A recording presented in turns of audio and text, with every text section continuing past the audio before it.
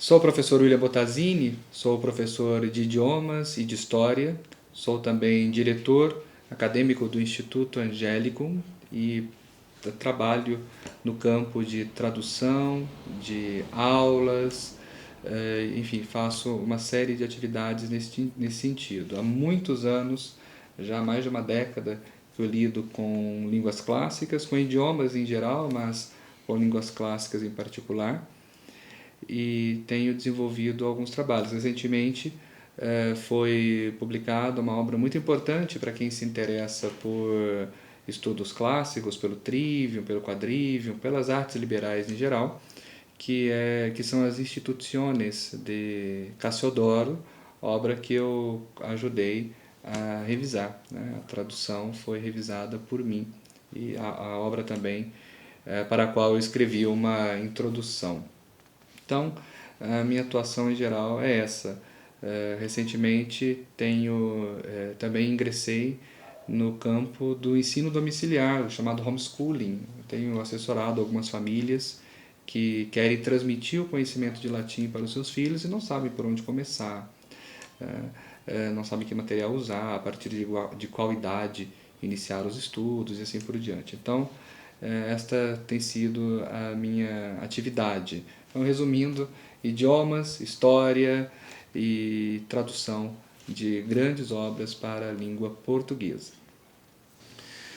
Nós falaremos, portanto, da lírica católica. Nós vamos apresentar aqui algumas pinceladas das grandes composições, dos poemas, das obras poéticas escritas sob uma óptica já cristã. Quando nós falamos de literatura cristã, as pessoas tendem a pensar muito facilmente nas grandes obras teológicas, nos tratados filosóficos, nas obras de apologética, enfim, em textos mais voltados para a apresentação da doutrina. Mas a sensibilidade cristã, desde sempre, procurou expressar-se também na leveza dos versos e na beleza dos poemas, dos cânticos e dos hinos. Então, ao longo da minha fala, nós vamos ver que desde os seus primórdios, em períodos ainda apostólicos, nós observaremos os cristãos procurando exaltar a beleza, a majestade, a glória de Deus através de versos. Isso tanto nos textos gregos quanto nos textos latinos, e esta tradição poética cristã continuou também pelas línguas derivadas do latim, as chamadas línguas românicas.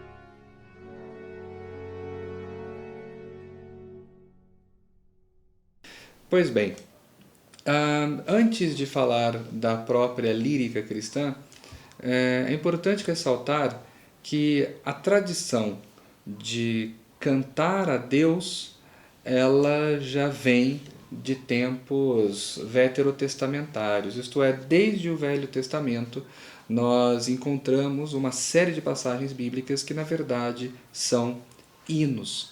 E aqui eu aproveito para fazer uma pequena observação, uma observação bastante pertinente. Muitas edições da Bíblia, quer edições que tragam o texto original em grego, em hebraico, ou o texto traduzido, elas não têm este cuidado de mostrar para o leitor que aquela passagem, na verdade, não é um texto de prosa, não é um texto que deve ser lido como nós lemos uma narrativa histórica, mas é um poema. E, enquanto tal, ele tem regras específicas para a sua leitura e para a sua construção. Um exemplo bem claro disso é o texto que abre a Bíblia, o texto o primeiro capítulo de Gênesis. Na verdade, é um hino à criação de Deus, é um poema exaltando a criação divina. E enquanto tal, ele tem toda uma cadência específica para ser lido em hebraico, né, que é a língua no qual o livro do Gênesis foi escrito. E assim, tendo consciência de que você está diante de um poema, a sua compreensão do próprio texto bíblico vai muito mais a fundo daquilo que o hagiógrafo, que o autor sagrado quis escrever, vai muito mais a fundo naquilo que ele quis nos transmitir. Então é muito curioso que muitas pessoas que procuram desmentir a Bíblia ou que procuram refutar a tradição e a revelação divina, eles peguem justamente o livro do Gênesis, o primeiro capítulo, para construir toda a sua argumentação.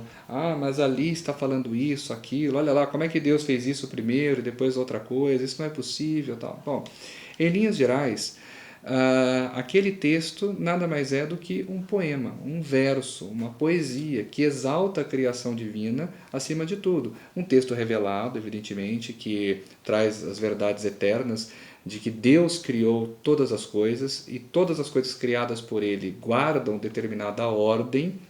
Aí a criação de Deus, ela conserva uma ordem hierárquica que leva os seres dos menos perfeitos aos mais perfeitos numa escada de Jacó que culmina no próprio Deus, tanto que o próprio apóstolo Paulo, na Epístola aos Romanos, dirá inclusive que os pagãos são indesculpáveis. E por quê? Porque não contemplaram a glória de Deus, as coisas invisíveis, nas coisas visíveis. Então, a partir das coisas visíveis, nós podemos chegar à realidade invisível. Em linhas gerais, de maneira muito sumária, é disso que trata o livro do Gênesis, é disso que trata aquelas primeiras passagens. Mas muitos tentam lê-la como se lê um texto de prosa e como se fosse um tratado científico. Não, trata-se de um poema, trata-se de versos, portanto, e quando se compõe versos, o autor toma algumas liberdades, ainda que seja o autor sagrado, sem desmentir a revelação, evidentemente, sem contrariar a revelação, mas para embelezá-la justamente, procura-se transmiti-la da melhor maneira possível. E a maneira mais bela de transmitir as coisas é justamente através dos versos. Então, tendo isso em mente, nós observamos que desde o Velho Testamento, o homem ele procura expressar a sua relação com Deus, procura falar com Deus e de Deus através de versos. E o Velho Testamento está repleto disso. Aliás, há um livro inteiro só disso, que é o livro dos Salmos. Há outro livro inteiro só disso, que é o Cântico dos Cânticos, por exemplo. Uma obra mística magnífica, já estudada a fundo por São Bernardo de Claraval. Então, enfim, desde sempre a revelação, o homem neste contato com Deus, o homem que recebe essa revelação divina, ele eleva a alma de volta a Deus em forma de poesia, em forma de versos. E em todos os momentos, então, nós encontramos no Velho Testamento uma série de cânticos, uma série de versos. Em Êxodo, a exaltação por sair do Egito. Nós vamos ter também outros versos em Levítico. O livro de Daniel traz um cântico formidável, magnífico e maravilhoso, que é o cântico dos 3 jovens lançados à fornalha, Cedraco, Mesaque e Abdenego. Então, é o cântico em que eles exortam todas as coisas criadas a louvar a Deus, a cantar a Ele, a louvá-lo pelos séculos sem fim. Novamente, tudo isso guarda uma métrica específica, tudo isso guarda uma configuração de texto muito própria. E é uma pena que muitos textos bíblicos, muitas traduções, não tragam essas coisas. Eles simplesmente amontoam tudo lá numa coisa só, juntam tudo numa coisa só, amontoam as coisas ali e depois apresentam como se tudo fosse prosa. E não é. Um comentário aqui, paralelo, mas que entra no assunto, é que nós devemos ter em mente também que a igreja sempre foi querida por Deus. Santo Agostinho diz que, na verdade, a igreja sempre existiu. Ela passou a chamar-se cristã a partir de Cristo na história, mas sempre existiu. A partir do momento da queda, a partir do momento em que Deus promete ao homem a salvação, a redenção, a descendência de Eva que haveria de pisar na cabeça da serpente, desde sempre, portanto, Deus quis a igreja caminhou, ainda que com outros nomes. A partir de Cristo passa a chamar-se cristã. É o raciocínio de Santo Agostinho. Portanto, estes hinos veterotestamentários, eles fazem parte, sim, do próprio DNA cristão, eles são de propriedade dos cristãos, uma vez que tudo converge para Cristo, e também os hinos, os salmos e tudo mais. Felizmente, na tradição católica, nós temos algo herdado já dos apóstolos, que é a prática de recitar os salmos em algumas passagens do dia, em alguns momentos do dia. E nesta recitação dos salmos, nós entramos em contato com o que há de mais profundo, de mais belo, de mais rico, de mais sublime da lírica cristã. E por que isso? Porque trata-se de textos revelados, né? Textos feitos sob inspiração divina. Então, são magníficos. Não sei se vocês têm o hábito, mas quem não conhece, que procure aprender a recitar a liturgia das horas, onde vocês encontrarão os hinos, onde vocês encontrarão enfim, os cânticos, toda a poesia do Velho Testamento, mas toda ela perfeitamente aplicável a Cristo, a realidade da revelação a partir de Cristo. Nos Salmos nós encontramos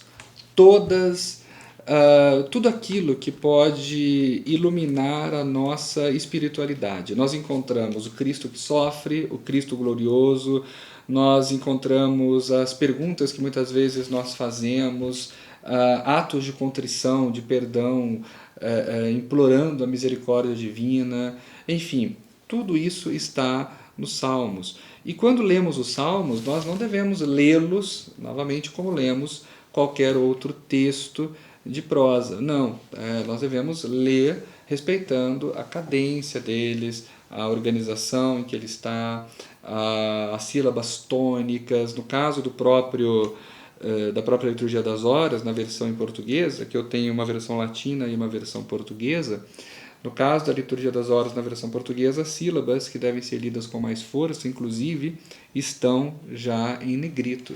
Portanto, tudo isso vai acostumando os ouvidos nesta canção que é a mais bela, a mais perfeita de todas, que é justamente a canção dos Salmos. Tudo praticamente acerca da espiritualidade que nós pensamos, nós encontramos ali. E é curioso que muitos se perguntem o seguinte, digam o seguinte: eu queria ensinar música cristã para os meus filhos, mas eu não encontro. E como não? Nos Salmos você tem 150 ali. E como eu disse, o Cântico dos Cânticos também. Você tem você tem vários cânticos ali que podem ser tranquilamente transmitidos às crianças. E uma bela oportunidade para se fazer uma boa exegese. Como eu disse, São Bernardo escreveu uma série de textos exegéticos, hermenêuticos, explicando o livro do Cântico dos Cânticos. Então, é um momento de falar com a criança, inclusive, levá-la a compreender o texto de maneira muito mais profunda. Como não se sentir tocado por frases como: ainda que eu ande pelo vale da sombra e da morte, não temerei mal algum, porque tu estás comigo. Não sei onde encontrar uma frase mais forte em todo o Velho Testamento para tratar dessa relação íntima da alma com Deus que não nessas simples palavras do rei Davi. Nós temos muitos momentos de medo, de receio, até de crise de fé, mas quando isso entra no coração, não é? Ainda que eu ande pelo vale da sombra e da morte, não temerei mal algum, porque tu estás comigo. Isto realmente nos anima novamente, isso nos dá força. Então, os salmos são alimentos. Os salmos são alimentos para a alma. Não é à toa que Santo Agostinho se deu ao trabalho de comentar ricamente cada um dos 150 salmos e apresentar para nós conclusões magníficas, né? Até porque Santo Agostinho tinha uma espiritualidade muito profunda e conseguia penetrar na revelação muito mais do que nós. Mas, enfim, e se deu ao trabalho de fazer isso, de transmitir essa revelação para nós, a interpretação correta dos textos e tudo mais. Então nós não devemos achar que não é possível cantar para Deus a não ser as músicas da moda, não é verdade? Pegam artistas que tocam na rádio, às vezes músicas até de denominações protestantes, como se veja que eu estou somente no Velho Testamento, dentro do próprio Velho Testamento nós temos uma riqueza enorme de louvor a Deus, não é? Da grandeza de Deus. Então, já com salmos, com outros textos já mencionados por mim aqui do Velho Testamento, é que os cristãos se habituaram a louvar e a cantar a Deus. E essa tradição permanece no Novo Testamento. Ela continua no Novo Testamento. E por quê? Porque várias passagens do Novo Testamento, na verdade, são cânticos. Um exemplo bem claro é o início, o primeiro capítulo da Epístola aos Efésios. Há ali uma introdução do apóstolo Paulo, e a partir do versículo 3, o apóstolo Paulo já começa a cantar a Deus, já começa a compor um poema para Deus. Na tradução que eu tenho aqui, no caso da Bíblia de Jerusalém, para não ter que, chateá-los com uma leitura em latim, mas nós temos ali: bendito seja o Deus e Pai de nosso Senhor Jesus Cristo, que nos abençoou com toda sorte de bênçãos espirituais nos céus em Cristo. Nele nos escolheu antes da fundação do mundo, para sermos santos e irrepreensíveis diante dele no amor. E continua, o poema é mais longo, mas notem, isso aqui não é um texto de prosa, isso aqui não é um texto um texto narrativo, isso é um poema, isso é para ser cantado. Na liturgia das horas esse texto, por exemplo, é cantado. Em Apocalipse há várias passagens ali magníficas que são também cânticos. Então, desde sempre, o cristianismo revela o seu apreço, seja partindo do Velho Testamento, seja pegando textos já neotestamentários. O cristianismo revela o seu apreço pela poesia e pelo louvor poético, né? Pela produção de versos em honra a Deus, né? Em louvor a Deus. Então, isso faz parte do próprio que os apóstolos, como o próprio apóstolo Paulo, já cantavam a Deus.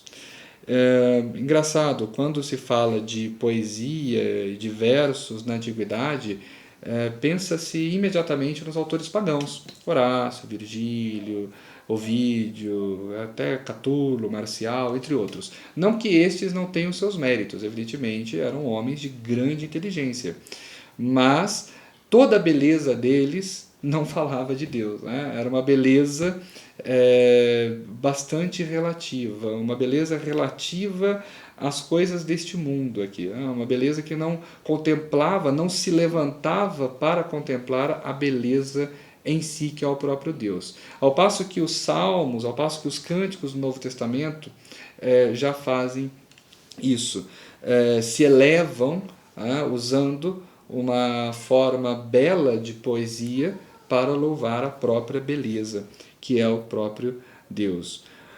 Nos tempos apostólicos, então, nós já temos esta tradição de composição de poesia. Bom, o Novo Testamento está escrito em grego, e aí, para que se possa ler, melhor dizendo, os textos do Novo Testamento, estes poemas do Novo Testamento no original, evidentemente a pessoa deve saber grego e ali saber também um pouco de métrica na composição de poemas em grego. Mas as coisas podem ser muito mais simplificadas, né? Não é a alta cultura por si só que vai salvar a humanidade. É importante ter pureza no coração, é importante respeitar as leis de Deus, ter fé, etc. Né? Amar a Deus acima de tudo e ao próximo como a si mesmo, como resumiu muito bem nosso Senhor Jesus Cristo. Resumiu de maneira perfeita, para que sejamos salvos. Então, ainda que você não saiba grego, não saiba as técnicas de composição em grego, uma boa tradução da Bíblia que mostre para você que aquilo ali se trata, na verdade, de uma poesia, já é o suficiente para fazer você cantar as glórias de Deus. E estimule os seus filhos também a cantar, a aprender de cor, ainda que não haja rimas, ainda que a lógica de composição seja bem diferente da nossa. Mas a criança ela não precisa saber de que lógica de composição é diferente da nossa. Basta que você estimule a cantar todos os dias, como ela puder.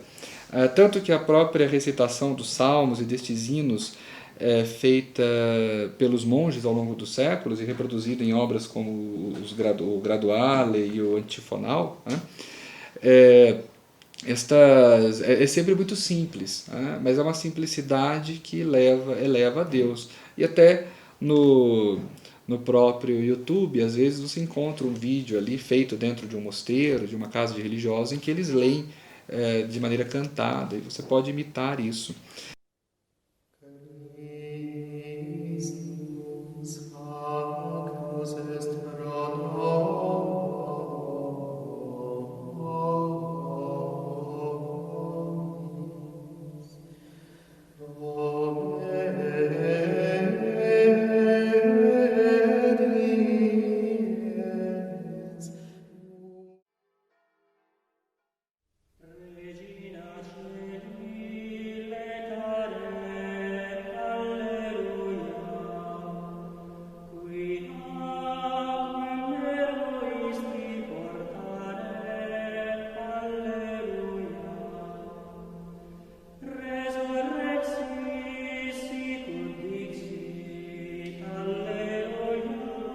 E tenha certeza que assim você estará estimulando o seu filho a memorizar, a guardar na memória coisas realmente relevantes. E não me venha falar que a criança tem memória ruim. Se você colocá-la para assistir um filme da Disney 4 ou 5 vezes, ela é capaz de memorizar todas as falas. Ela fala junto com o personagem e até o antecipa na fala. Eu estou falando de coisas de 1h30, 2 horas de duração. Um salmo não leva mais que 3 minutos para ser bem recitado, um único salmo, né? Ou trecho do salmo, tal qual dividido aqui no saltério da liturgia das horas. Então, o cristianismo desde sempre nutriu muito apreço pela poesia. Não só o apreço de compor algo com uma forma bela, mas que também tivesse um conteúdo elevado. Isso é importante. Nos séculos seguintes, os cristãos, né, nos séculos após o tempo apostólico, naturalmente continuaram com a tradição de produzir textos cristãos, poemas cristãos, versos para Deus. E isso é tão bonito que até o próprio Santo Agostinho, num comentário ao Salmo 72, ele diz o seguinte, permitam-me ler em latim, dou-lhes a tradução na sequência. Quis enim cantat laudem, non solum laudat, sed etiam hilariter laudat. Qui cantat laudem, non solum cantat, sed et amat eum quem cantat. Ou seja, ora, quem canta o louvor não só louva, mas também louva com alegria. Quem canta o louvor não só canta, mas também ama aquele a quem canta. Isso daqui foi resumido numa fórmula que é qui cantat bis orat, ou bis orat qui cantat, ou seja, quem canta reza 2 vezes, uma expressão já proverbial que resume isso aqui que Santo Agostinho está falando. Cantar a Deus, portanto, é uma das formas mais belas que temos de louvá-lo e de demonstrar a Ele o nosso amor. E nós usamos para isso simplesmente o instrumento musical mais perfeito, feito pelo próprio Deus, que é justamente a voz humana. E desde o começo, nós vamos encontrar, tanto na literatura grega quanto na literatura latina do cristianismo, autores preocupados em compor versos para Deus. Um deles foi Efrem, Efrem da Síria. Ele compôs uma série de poemas, e poemas muito densos teologicamente, poemas enfim, que guardam em seus versos uma espiritualidade muito profunda e concepções teológicas também muito agudas acerca de Deus. São Jerônimo nos informa que o primeiro autor a escrever sistematicamente poemas exaltando a Deus foi Hilário de Poitiers. Infelizmente, o que chegou para nós do conjunto de poemas escritos por Hilário de Poitiers é muito reduzido, e o que nós temos hoje não é seguro de que tivesse feito parte da obra poética de Hilário de Poitiers. No entanto, o que interessa é que Santo Hilário de Poitiers, Hilário de Poitiers, melhor dizendo, ele foi um autor de poemas cristãos e foi muito lido, a ponto de ser mencionado por São Jerônimo. Gregório de Nazianzeno, também um grande santo da igreja, foi outro autor preocupado em louvar a Deus através de poemas, e poemas estes também de uma profundidade teológica muito grande, poemas estes que não basta uma leitura superficial, mas é um cantar meditando nas verdades reveladas, é um cantar que procura meditar na própria essência divina, na própria grandeza de Deus, na majestade divina. São João Damasceno foi outro autor que compôs em grego uma série de poemas para louvar a Deus. No campo das letras latinas, nós temos diversas obras que merecem ser conhecidas com mais carinho pelos cristãos. E são textos assim, até para você que estuda latim, que às vezes não sabe muito bem o que ler, em vez de ficar procurando ler coisas até mesmo imorais na literatura pagã, exercite o seu latim com a leitura da obra de um dos textos de Jacopone da Todi, que se chama Stabat Mater. Então, Stabat Mater dolorosa, iuxta crucem lacrimosa, dum pendebat filius cuius animam gementem, contristatam e dolentem per transivit gladius.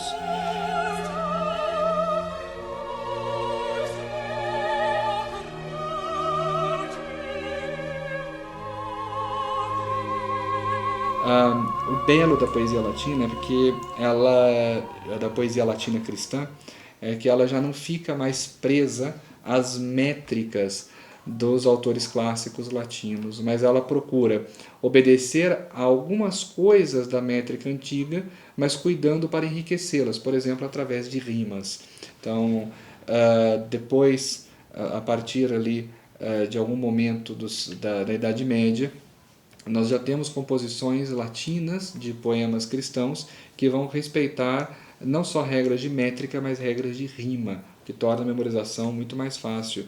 No caso do trecho que eu li aqui, nós poderíamos traduzir assim: lá estava em pé a mãe, cheia de dor, junto à cruz, chorosa, enquanto o filho estava pendia, cuja alma gemente, o que gemia, gemendo, muito triste e cheia de angústia, esta alma era atravessada por uma espada.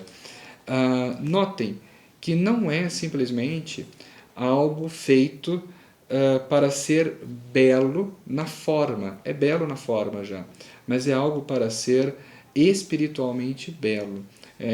No caso, é um poema que te coloca junto a Nossa Senhora no momento da crucificação de Cristo. O problema é que o contato muito frequente que nós temos com composições, as composições modernas, entre outras coisas, nos tira a sensibilidade de compreender profundamente o teor desses versos e até mesmo de meditar neles. Infelizmente, isso acontece, mas é um exercício que devemos fazer. E ainda que você não saiba latim, você encontra facilmente grupos de corais cantando esta belíssima composição, e você encontra a tradução dela facilmente na internet. Então basta que você decore até o latim, fica uma boa oportunidade para você, inclusive, aprender a língua latina. E, enfim, e aí, auxiliado ou não por alguma tradução, se esforcem a aprender isso. Então, nós já temos. Quando que escreveu o Jacopone da Todi este poema? Ele o escreveu em 1306, estamos no século XIV, portanto.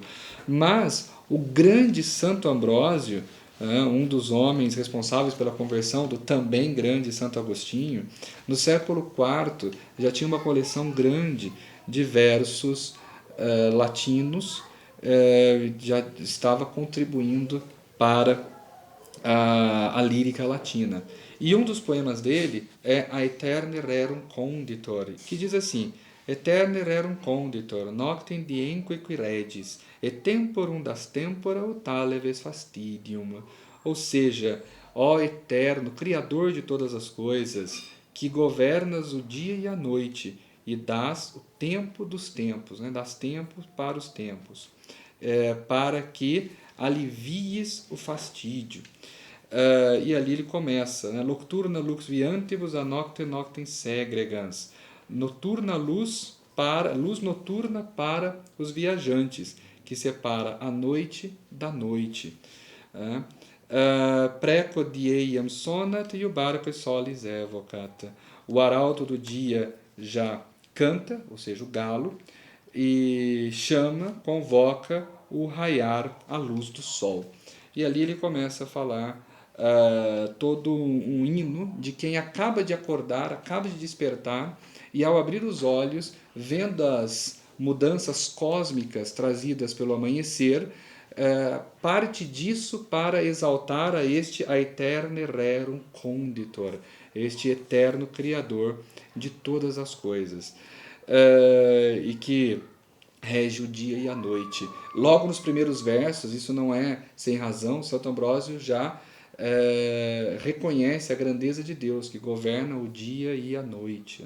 Depois segue-se aqui a composição de Santo Ambrósio. Mas é um texto magnífico, um texto espetacular.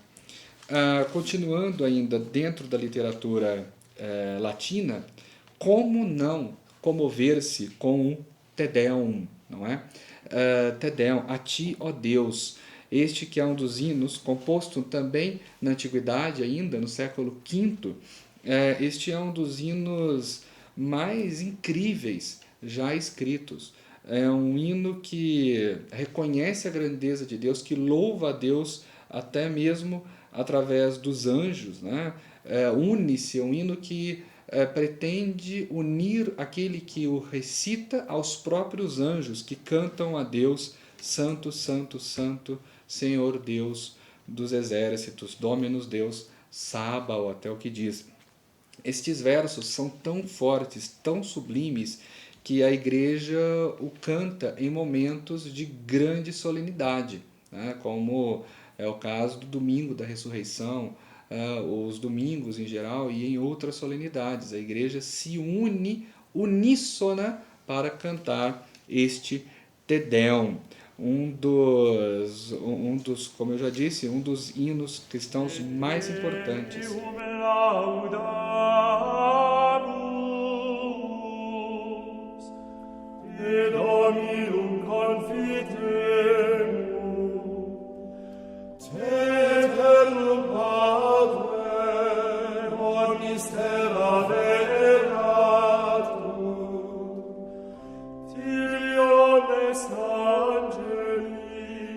Nós ainda temos, no século VI, por exemplo, a Vexilla Regis, o estandarte do rei, é o título deste poema. E ele diz assim: prestem atenção, né, nas terminações das palavras e vejam como o autor busca, de alguma forma, fazer com que as palavras finais rimem a fim de facilitar a sua memorização. Então, vexilla redis prodeunt, fulgit crucis mysterium, qua vita mortem pertulit, et morte vitam protulit. Ou seja, estandartes do rei prodeunt, né, avançam, vão à frente, né, brilha o mistério da cruz, é este, né, então estes são os estandartes do rei, pelo qual a vida, né, pelo qual pela cruz, no caso, a vida carregou a morte, né, e com a morte trouxe a vida. Né? Enfim, também nós percebemos todo o jogo de palavras aqui para fazer com que a mente e o coração daquele que recita eleve-se até o Calvário de Nosso Senhor Jesus Cristo, o momento máximo da nossa salvação. Bom, Vexilla regis prodeunt, fulger crucis mysterium, qua vita mortem pertulit, et morte vitam protulit. em Pentecostes, nós cantamos o Veni Creator, né? Veni Creator Spiritus, outra composição, outra joia da lírica cristã, composta por Rabano Mauro no século IX, por volta de 850 e alguma coisa. E nestes versos nós temos Veni Creator Spiritus, mentes tuorum visita, imple superna gratia, quae tu creasti pectora. Vem, ó Espírito Criador, visita as mentes dos teus, né, dos teus fiéis, dos teus filhos, enche com a graça celeste os peitos que tu criaste. Notem que nós temos aqui uma invocação do Espírito Santo, né? Depois o poema segue, também não vou ler todo ele, não o lerei todo para não ser cansativo, mas segue o poema exaltando o Espírito Santo de Deus, e convocando a oração. Reparem que todos estes poemas, a lírica cristã, ela vai unir a oração ao canto. Então você reza enquanto canta e canta enquanto reza. E tudo isso tentando guardar para Deus a forma mais bela, mais sonora possível. E para os demais, transformando estes versos, deixando os versos os mais fáceis de memorizar que se consiga.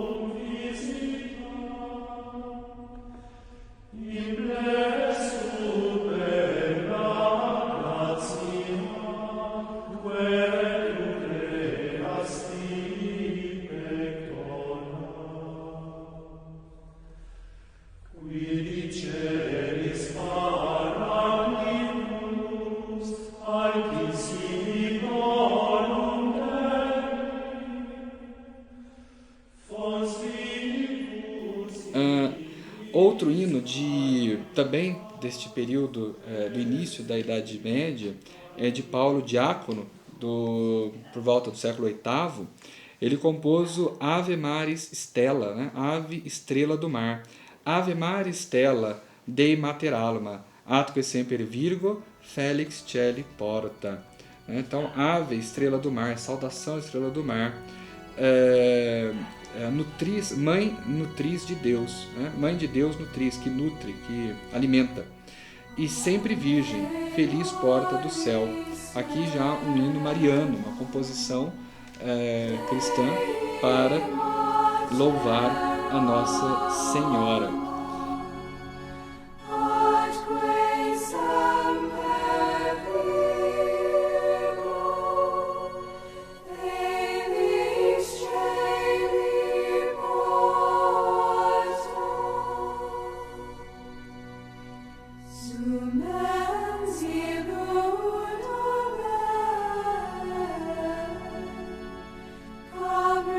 E até mesmo,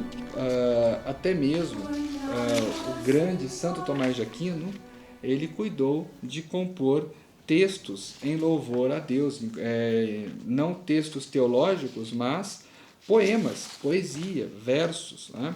E um deles é o Pan de Língua, né? Conhecidíssimo. Então, Pan de Língua gloriosi corporis mysterium, sanguinisque preciosi, quem mundi pretium, fructus ventris generosi, rex fudit gentium. Isto abre, ó língua, né?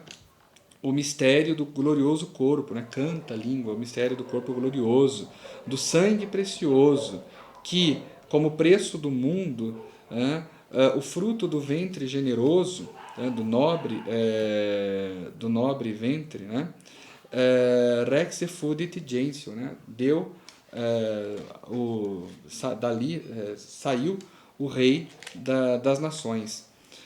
Lógico que a minha tradução aqui está sendo uma tradução bastante livre do texto, uma tradução mais bem pensada, certamente levaria em consideração também as próprias características da língua portuguesa para poder converter o texto em algo poético também em português, guardando a métrica, enfim, talvez até mesmo fazendo rimas ali, também em nossa língua. Mas o interessante é notar que, pelo próprio latim, nós, ainda que seja uma tradução muito livre, nós observamos que é um texto magnífico.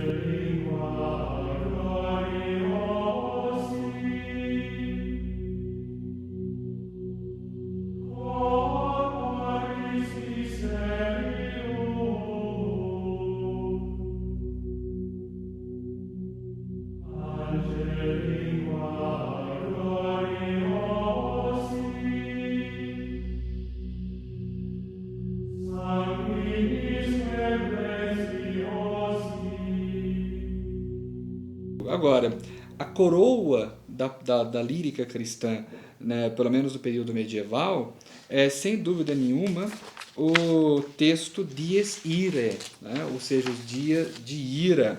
É um texto escrito provavelmente por Tomás de Celano, no século XIII, justamente o século de São Tomás de Aquino, que realmente é de uma beleza encantadora. Então, dies irae, dies illa, solvit seculum in favilla, teste David cum Sibila. Reparem as rimas, né? Illa, favilla, Sibila.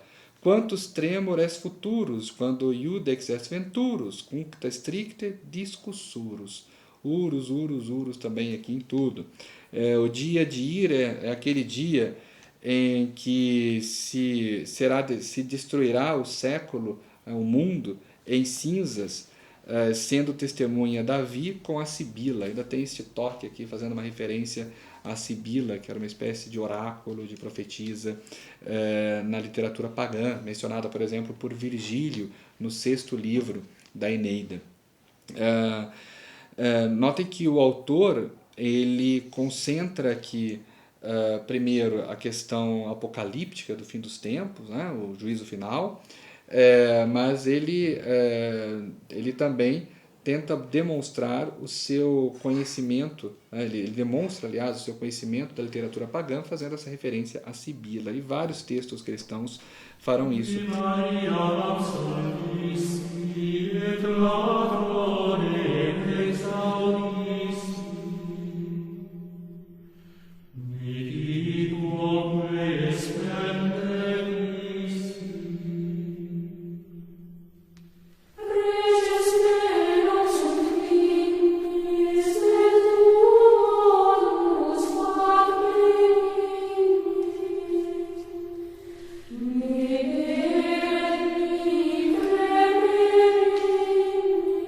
Eu não mencionei, mas ainda a Prudêncio, que viveu no século IV ou V, salvo engano, e que também foi um autor que escreveu muitos poemas latinos. Seria muito importante se nós conseguíssemos, né, reunir tradutores e pessoas capacitadas com um certo pendor literário para passar para o português todos estes tesouros da lírica latina, a fim de que nós tivéssemos um maior contato com eles, como o caso do texto do Prudêncio. Inclusive o próprio C.S. Lewis costumava dizer que o Prudêncio é um dos maiores gênios da literatura universal. O Prudêncio influenciou diretamente até autores contemporâneos, a poesia dele. Pois bem, então isto em relação à literatura latina, à lírica latina. Mas as letras cristãs, elas não se reduzem a isso. Nós temos, por exemplo, os textos de Hildegarda, Santa Hildegarda de Bingen, uma mística que compôs muitos versos, muitas canções, também igualmente profundas acerca de Deus, e cuja meditação tende a elevar a alma sempre mais. O Poverello, Francisco de Assis, tem aquele hino fantástico, em que ele louva a Deus por todas as coisas, inclusive pela morte corporal. E aqui nós já estamos saindo do latim. São textos já compostos em vernáculo. No caso deste mesmo de São Francisco de Assis, são textos compostos, trata-se de um poema composto num proto-italiano, por assim dizer, no italiano primitivo, num italiano antigo.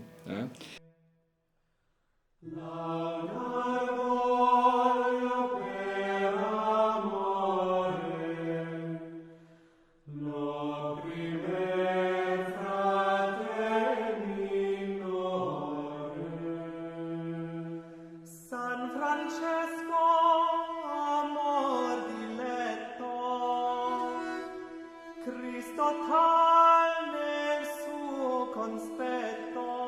O próprio Dante Alighieri, ele entra também na lírica cristã, não por ter composto hinos necessariamente, mas é um autor que usa os dados da revelação na sua obra magna, que é a Divina Comédia, para escrever um dos poemas mais incríveis, apesar de alguns verem ali certos problemas doutrinais, mas é um dos poemas, um dos textos mais incríveis da literatura universal. E é evidentemente que Dante Alighieri bebeu de autores cristãos antes dele, não só de autores pagãos, mas também de autores cristãos, para poder compor os seus textos. E eu citei Santa Hildegarda, mas há outras mulheres que também se destacaram neste ponto, da composição de versos cristãos, de poemas cristãos. E entre elas nós temos Santa Catarina de Sena e Santa Teresa de Ávila. Santa Teresa de Ávila tem aquele poema memorável dela, em que ela diz que só Deus basta, depois de afirmar que a paciência alcança todas as coisas, etc., e que Deus é suficiente. Trata-se de versos que, na verdade, merecem ser colocados na parede de nossas casas ou guardados assim para que sejam repetidos sempre. Que começa assim: nada te turbe, nada te espante, todo se passa. Dios no se muda, la paciencia todo lo alcanza. Quien a Dios tiene, nada le falta, solo Dios basta. Quem tem a Deus não falta nada, só Deus basta. A paciência alcança todas as coisas. Veja que texto maravilhoso. Muitas vezes a poesia nos permite alcançar coisas, espiritualmente falando, que um tratado teológico, por mais bem escrito que ele tenha sido, não nos mostra. Um tratado filosófico não nos mostra com tanta clareza algumas verdades da fé como o faz um poema escrito dentro da devoção correta. Veja que todos esses autores, nenhum deles compõe para aparecer. Olha como eu sou bonito, olha como eu componho bem. Pelo contrário, o objeto é o próprio Deus. e a partir disso há este intercâmbio com a divindade. Deus vai dando os meios e as palavras para que se alcance o louvor mais perfeito possível, na mesma esteira dos profetas, de Moisés, de Davi e de tantos outros que também entoaram louvores a Deus. São João da Cruz é outro autor que vai escrever muitos textos tratando da mística cristã em forma de versos. Ele versificará a mística cristã. Então, como vocês podem perceber por essas citações, até muitas en passant, existe uma tradição poética cristã muito rica, que une beleza da composição em si com a revelação, com o anseio da alma de querer falar com Deus da maneira mais profunda possível, na própria tentar chegar a contemplar o que puder da grandeza de Deus através desses versos, ainda aqui neste mundo. Um outro autor cristão que fez uma obra fantástica é Hieronymus Vida. O Vida, ele escreveu um texto chamado Christias, que nada mais é do que a narrativa versificada dos evangelhos. Então, o que ele fez? Ele pegou os evangelhos e escreveu 6 livros contando a história de Nosso Senhor Jesus Cristo através de versos, imitando o estilo de Virgílio. É uma maravilha. Eu vejo que, muitas vezes, as pessoas, até estudantes de latim, por exemplo, ficam assim, mas poesia, eu vou ler só Virgílio. Não, você pode ler a obra do Hieronymus Vida, algo que você encontra facilmente hoje na internet. Ou seja, toda a vida de Cristo escrita de uma forma que imita perfeitamente o estilo de Virgílio. Então, pega-se o que há de mais elevado na poesia pagã e une-se com o próprio dado da revelação. Casa as duas coisas. O Vida fez isso de maneira sublime. Agora, nós não podemos esquecer que a própria missa é repleta de canções e louvores a Deus. Refiro às canções dignamente litúrgicas, dignas desse nome. Como o Glória, um hino maravilhoso, belíssimo, que nós cantamos na missa e muitas vezes cantamos de maneira automática sem parar para pensar na beleza daquela composição, daquelas letras.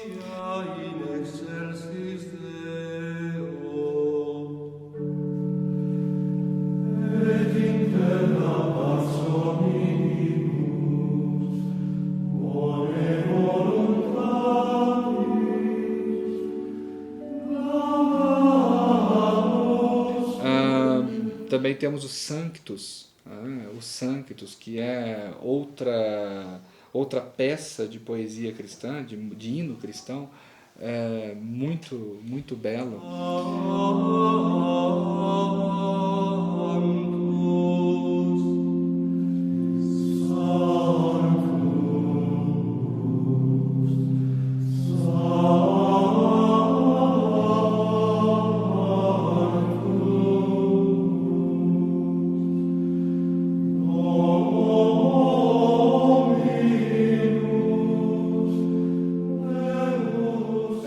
Nós temos ainda o Agnus Dei.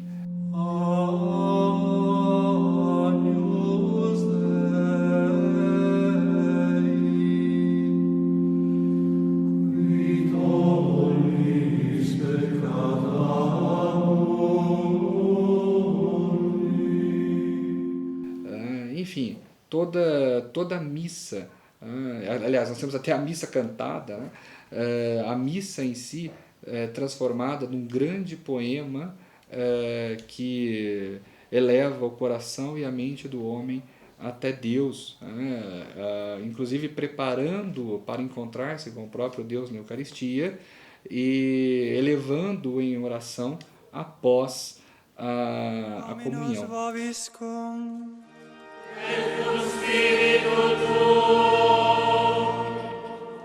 Lectio Sancti Evangelii secundum Ioannem.